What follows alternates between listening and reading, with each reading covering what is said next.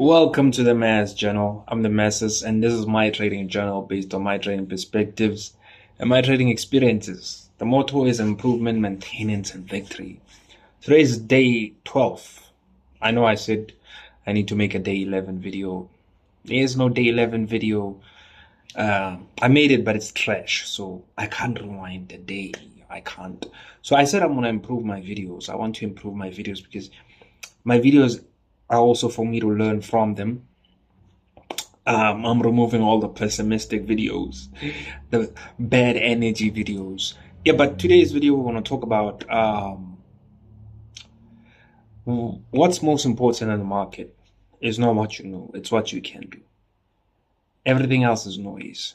What you know is not as important as what you can do. But the counterintuitive thing is that you need to know in order to know how to do.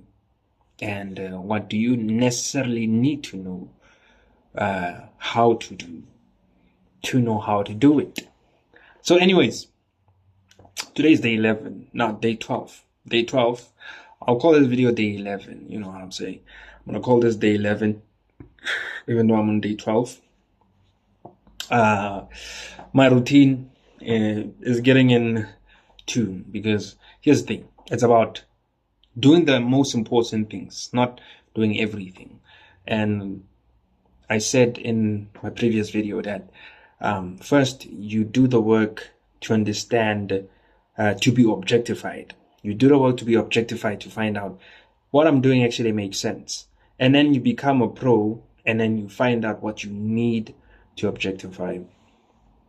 Again, proper trading is the same. You become disciplined so you can become free in the discipline. I don't know what it means, but it makes sense to me.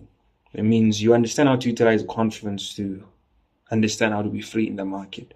That's how I found the profit accumulators. So yeah, what do you need to learn? What do you need to know how to do? Or what do you need to know? What do you need to know what to do? I don't know if that makes sense, but yeah, in trading, it's not what you know, it's what you can do. You need to know how to manage risks. Now, manage risks, not risk, risks, two types of risks. There's two types of accounts in the market. There's a large account and a small account.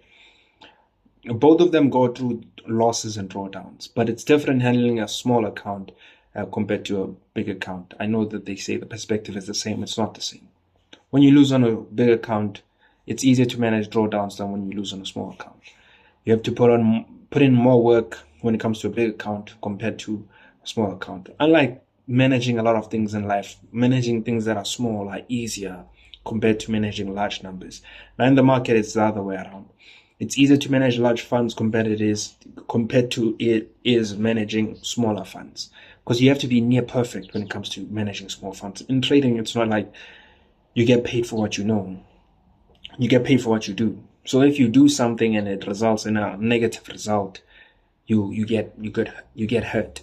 Now, the cool thing about managing a small account is that it doesn't stay small forever. It can never stay small forever, especially if you're a good trader. But the benefit of it is that you understand how to manage your account under stress. This is fabricated stress, because it's designed by a situation. It's not designed by how the market should be actually interacted with. But it's good because you understand how to handle the account. You understand how to find smaller signals. Now, it's going to be difficult to, understand how you did it if you don't journal it, if you don't put it in a manageable order. That's why we do journal. That's why we video record. I found it today. I found a trade immediately. Here's the thing, I'm on day 12. I could go all out and, risk heavily. But here's the thing. What I can do right now is that I don't need to do that. I don't want to interact with the market like that. I could just trade for the next 60 days as slow as possible. Collect 200. Even though I know that's impossible, you need to be generous in the market. Me being generous is being the lowest profit ever. Even if I collected 200, that's the lowest profit ever that I can consistently collect over a period of 90 days, I'll have money that is scalable. Now, you cannot collect profit if you don't know what you're doing. Again, you get paid for what you know how to do in the market. So if I collected profit consistently over a period of 90 days, I am what we call a consistent trader. I know how to find consistent wins. Now, since I know how to find consistent wins, I can scale on those wins. Again, I do understand the market is based on context, that just because the previous 80 days were perfect market context doesn't mean the next 90 days is going to be perfect market context, because market context is unique. That's why when we say, if you are profitable from the 15th of May until the 1st of June, you killed it. You shouldn't be saying, I'm not profitable because I need to think about, no, you killed it. Especially if you made enough money for you to experiment in the market, you won. We have this perception that we have to deal with every month the same way as we dealt with our previous month. No, just because the market is challenging doesn't mean you're a bad trader. There are just challenging situations in the market at certain times. And if you can push through that, it makes you a great trader, more than it makes you a bad trader. A lot of traders assume that just because you have a process, it's supposed to be easy, because they hear that our process is tedious, it's boring. No, it's boring because you repeat the same actions. But it's not, easy. It's not easy. It's not supposed to be easy. Even if it is easy, be happy about it. But it's not supposed to be easy. Trading is supposed to be progressive, not easy. Your attempt is supposed to move you forward. It's not supposed to be, it's just another day. It's not just another day. You're competing with people with PhDs. People have been working at Wall Street. People that kill for this money. People go to the ends of the world for this money. You know what I'm saying? So you have to accept the challenge. Have no complaints. Be accountable. Now, I said after blowing, I'm not going to restart. I'm not going to say back to day one. And that served to be positive for me. Another thing, I'm learning as I teach. The first time when I performed this program, the mindset was, if you blow, you restart. Because your funds, you can't continue where you left off because your funds are gone. So since that was the understanding, is that since my funds are gone, that means my time also. But I understood that your calendar doesn't reset. The work that you put in doesn't reset. So carry on from there. I blew on day 5. You carry on from day 5 until now. I carried on journaling, learning more about my process, about my approaches, why I do certain things, about my routine. And I've been posting it that I do want to improve my routine. And I found out it's more of removing distractions and objectifying what I need to be objectified that gives me results, and not waiting for everything to objectify me, because I'm already past that process. There are certain things, yes, I want them to objectify me in my trading, obviously. So that helped me understand that, okay, I'm in motion of something. There's something that I'm doing.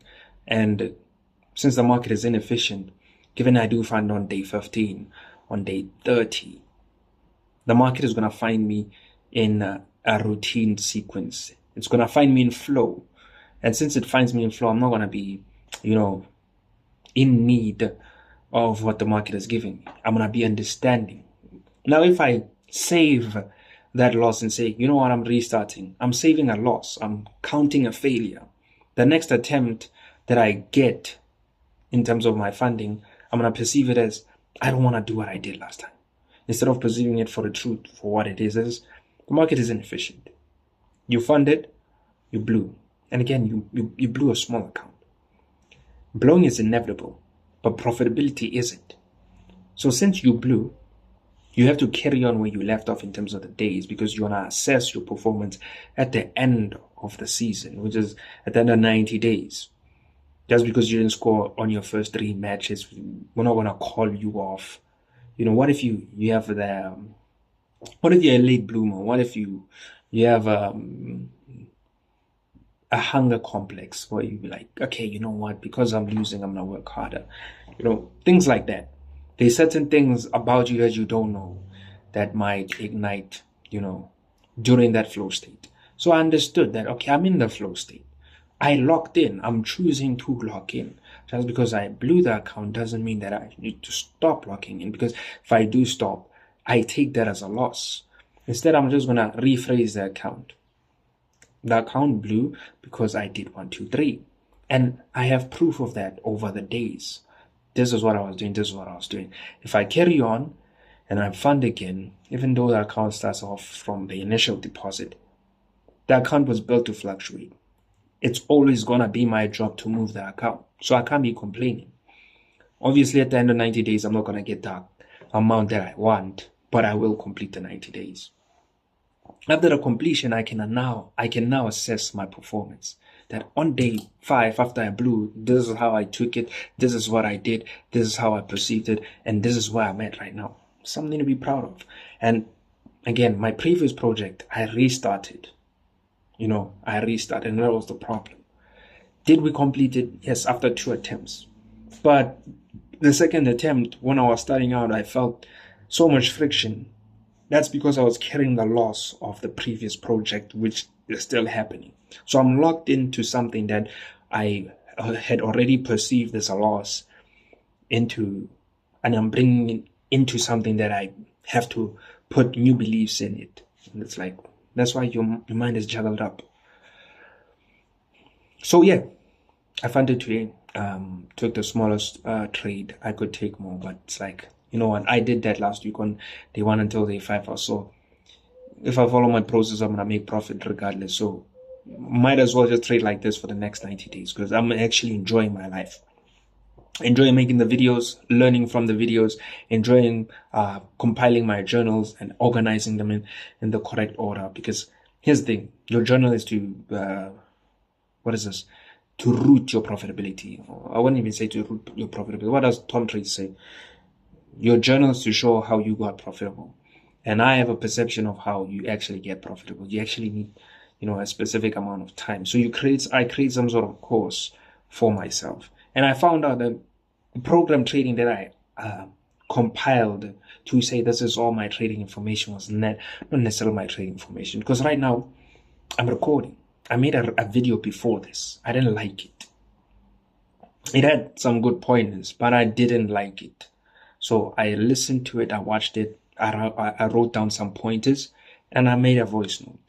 Obviously, the voice note is based on what I was doing when it comes to IG and TikTok, where I was dropping the short clips. These short clips, I learned that from there. So I know what to record and how to record, And now I set it out that my recordings shouldn't be longer than 10 minutes. And my videos shouldn't be longer than 30 minutes. My live is 30 minutes. My live trading chat, where I ramble about more topics than usual. Then my normal videos should be at least 10 to 15 minutes. I don't want to exceed that. Now, because this is documentation, day 1, day 2, day 3, day 4, day 5, until day 90, it's going to be somewhat different. As much as it's different, I want my videos to have a specific tone, specific direction, specific perspective. The motto is improvement, maintenance, and victory, obviously. So I want to maintain from somewhere, improve from somewhere, and win from somewhere. My VNs are telling me my perspectives in real time. They're telling me my perspectives and my experiences in real time. My videos are teaching me how to align my profitability in real time. My journals are teaching me how to structure, the entirety of this, I don't want to call it firm, but yeah, every trader is the firm and the school. I don't know. The trading firm where the successful traders and the school where they breed successful traders. That's your journal. Your journal will ensure that, given that you're the novice, it can teach the novice into becoming the master trader. And given that you're unprofitable, it can remove the unprofitability from yourself into the firm of profitability. So that's the root of trading. Now, it's somewhat weird because the trading industry is a new industry. It's not something that's been there for years. We haven't had smartphones for more than 100 years. Most of the things that we're interacting with are new. So that's why you have to label them out yourself and say, this is what it is and this is what it's not. Yeah. So that's basically what it is. Right now, I'm just focused on my routine. I'm just focused on creating this routine. I'm gonna make profit regardless, because I can trade aggressively, I can trade gradually. Right now, the main point is just what can you do? It's not what you know. I know I can make profit, but I just have to, play out the course. And the main thing is, do not rush the profit. Rush the experience. That's where I got this trading residuals where it fucked me up for like 2 years after completing the project. Is that after completing the program, I was so in a rush to attaining profitability again that I made the profit. It should be easy. There's no absence of work just because you attain profitability. Your process makes it seem like there's the absence of work because it's so structured. Right now, because I have two confluences, it's not necessarily two confluences. There's two sets of time frames, and under those two sets of time frames, there's two confluences. Daily H1, H4 has two confluences: is trend trading and time frame trading. And then M5, M5, M30, H1, H4 in the daily also has to have multiple confluences. So far, it has like 7. It's time, it's leverage, data context, aligned context, structural merges, fluency, and available moment. So I'm gonna have to figure out how I'm gonna utilize these time frames according to those elements of profit accumulation. And then if I can find that, then I have a complete program. I also need to understand their objectives, how they actually work, and also the objectives of those elements. How does time work? How does it influence? How does it hinder me? So you find out everything that doesn't work on that particular element, and then you find out everything that does work. I don't know how to put it, but yeah. So yeah, I also had a problem where I wanted to follow my steps, because I thought if you follow your steps, when I say follow my steps, I'm not necessarily saying follow the process, but I'm saying after following the process, you want to follow the route on how you did it, and you think that following that route is going to make you do it again, while you forget that context was specific for that period of time. Just like context is going to be specific for this period of time, the main focus should be the experience in the now, not the experience that you have. You already have the experience, but you shouldn't be trying to force your experience upon the context. What you need to do is want to experience the context right now, so it can reveal those parts about yourself that, you know what, I can take small losses, I can take big wins. So you can be proud of yourself as the days go by. Not to say, after the 90 days, I'm going to be proud of myself. Because I'm proud of myself right now. I'm already at day 10. Day 12. And here's the thing. In the previous video, I was talking about my self-image blocking me from making more profit. On day 2, I had already withdrawn on day 1. Day 2, I was trying to make like 200 USD from a singular trade. I made like 50. And that same trade ran until like yesterday. That means I could have made like 400 USD from one trade.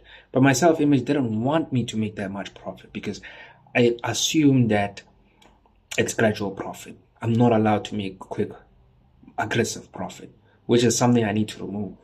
And this is a residual from the confluence I created. Now, I call this confluence because it's my list of yeses to get a trade.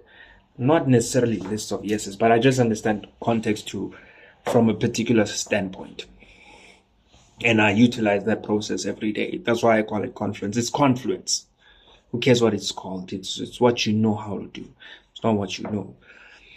So I understood that, and I understood that confluence only wanted me to collect profit consistently, because the perspective of it is that these time frames generate profit regardless of the lot size. That means if you trade easy, selectively, you make profit over time. And we did that. We did that. And this is a thought that came into my mind, that I got comfortable fractionalizing the account, meaning taking 1/10 of the account to accelerate the account growth based on,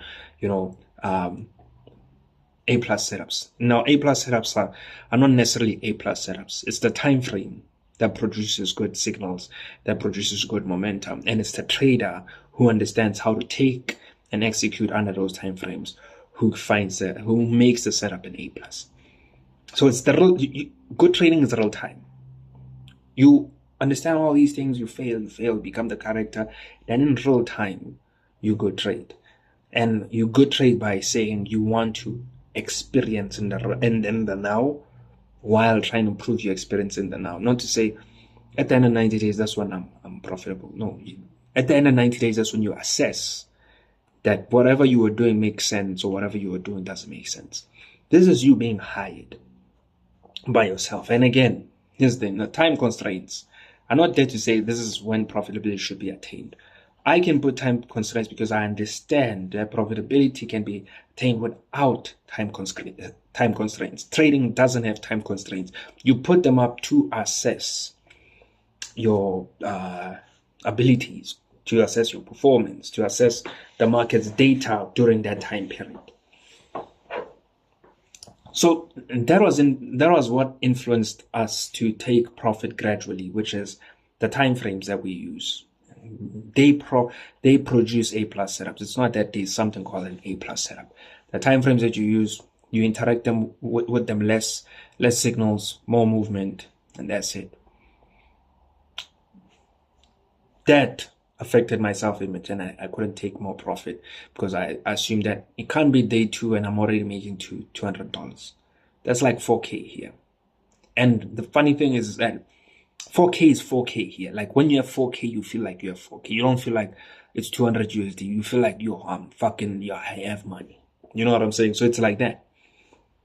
So that messed up my mind. Like, how am I making 4K? Like, I funded less than a K. I made 2K yesterday. I'm making 4K today. What is going on?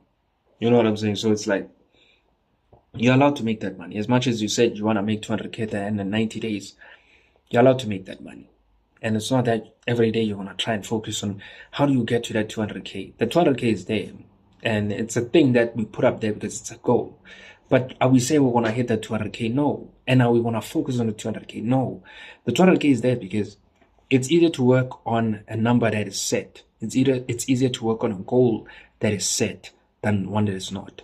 If there are two traders, one of the traders funds 2K and the other one funds 2K, and okay, let's say that two traders, one funds 1K, one funds 2K. The one that funds 1K says, I want to make 10K in the space of 2 months.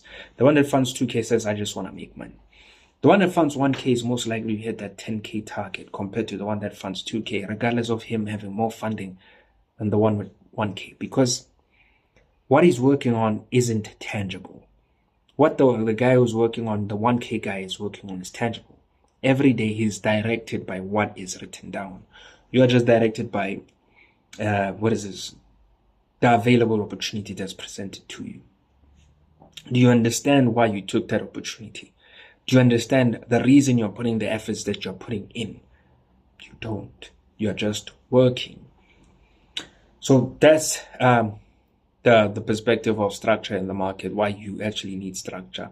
But you also have to immerse yourself in the experience of the now. Like, as much as I put up 1K and I want to make 10K in the space of 2 months, today, I'm going to try my best to protect my account.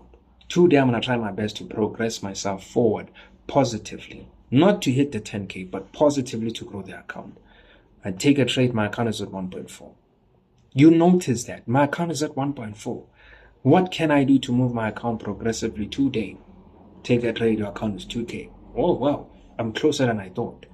Now, even if you just said you wanted to make 10K and didn't write it down, you're most likely not going to achieve it, because once you get to that 2K, you start playing around with your funds and you start thinking that you can attain that 2K quickly.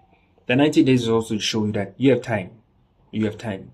I could have made it 30 days, I could have made it 60 days, but 90 days is like fresh. You have time. You have time to learn. Again, the structure of the program is bigger than what it is. You have to learn. I believe that, not even I believe, it's something I learned from organizing my self-image before trading. You have to organize your self-image before trading. Like I said, I have a journal of pure psychology.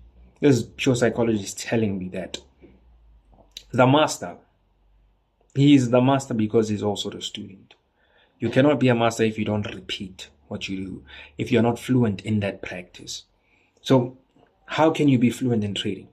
By journaling and recording, by utilizing a strategy consistently. Why? Because you can reference from those points. You can improve from those points. And that's what you need to do when it comes down to trading. It's not what you know, it's what you can do. But it's confusing because you need to know what you need to can do. I don't know if it makes sense, but you need to know what you need to do. And you need to understand it completely to be able to do it right. But you learn more the more you do. Set out a structure, simple structure. Set out generous outcomes, the easiest outcomes. If your goal, you have 2K and your goal was 300K, try set out a goal that's like 60K. Now we set out crazy goals because like, who cares, brother? Who cares? Now this is me talking to the market. Like, who cares, brother? Who cares? This market is here 365. I don't have time. I ain't here 365. And it's because of the personality, you know. I have the personality to create these type of strategies and systems and perspectives. But my personality is also a competitive personality. I can't not want to make that much. I can't not want to experience, you know, the full deal, the full expression that is the market. The market is inefficient. It means it pays like shit. And I want that money. You know what I'm saying? So that's why I set out the goals that I set. But for the novice or for the advanced trader or for the one who's not really into this trading thing as we are in it, set generous targets, easily attainable targets. I'd even go to as far as, say, if you have 2K, set a target like 10K in 2 months. That's easier. And again, you cannot hit 10K in 2 months if you don't know what you're doing. And if you do hit it in 2 months, not only do you have the capabilities of scaling that, but you'll also have the material because you would have journaled. You journal directly according to the day 1, day 2, day 3. 90 days worth of folders. You break it down, market analysis, market update, market overview. This tells you how you interacted with the market and how the market interacted with you. And then you have your direct journal, so your voice notes. Your voice notes tell you what you're perceiving right now, the type of person you are. Because as much as you are trying to compile a strategy and a pathway that is stable, a pathway that is unchangeable, you change as the person. The market doesn't change. That's why we want our strategy to be a bit static.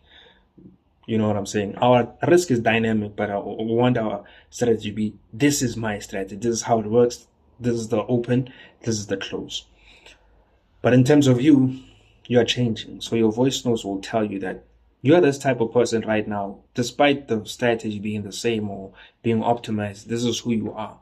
And you express that honestly. The videos, you teach yourself, this is where you're at. Your routine is shit. Your writing is bullshit. You haven't been reading for a while. Bullshit. You gotta fix that. And this is me talking to myself because I haven't been reading in a while. I went through my journals. I said this fucking bullshit. I have to fix them and I'm fixing them. You know what I'm saying? Accountability. And then lastly, obviously, the trading. The trading has to make you money. Unless you don't know what you're doing. You know, you don't know what you're doing. So the main thing, the main objective of this, the journals, the voice notes and all that, is for the trading. It's not necessarily for... Here's the thing. I do fucks with the character that the trading develops in you. You know, because it helps you respect the art, respect yourself, respect others. You know, because it's so hard. And after you find out it's so hard and you make it so easy, you understand that you have to respect it, you know. Not everyone deserves this type of power. Not everyone deserves this type of riches. And it's the fact of it. Not everyone deserves to win the Ballon d'Or. Not everyone deserves to play in the Champions League. Not everyone deserves the WBC, WBO, IBF, and all that. Not everyone deserves that. Specific people do. And these are people that actually respect the sport. Like them or hate them, these are people that respect the sport. There was a question that was asked to a couple of scouts. They're like, if you knew you had a contract with Real Madrid in 2 years, $100 million contract in 2 years, how would you act? So profitability is like the same thing. As much as you're not profitable, if you knew that you're definitely profitable, how would you act? as much as you're not profitable, but if you knew that you're profitable, how would you act? So these things is not because I want to do them. It's because I know that the profitable trader does them. And when I do them, I do become profitable. I'm in control, I'm coordinated, and I'm profiting from the market. Again, the easiest way to trade is look at the time frames that you trade. The time frames that you trade in show you your interactions. The less interactions, the better. Fluency is another topic I'm going to teach. This is real trading. Outside of everything, trading is direct context, aligned context, time, leverage, and all that. Outside of everything, combined into one is what we call fluency. Fluency is understanding when you do fund, the most important thing besides yourself, which is your skill, access, which is access is time, your skill and time and account size. It's the broker, it's the market context and real time, and your account size. Those three things, once they work in a synergical order, you find out that it teaches you how to attain profitability for that specific span of time. It's not necessarily abstract that, why does my process change? Why is my process having a gap whenever I do trade?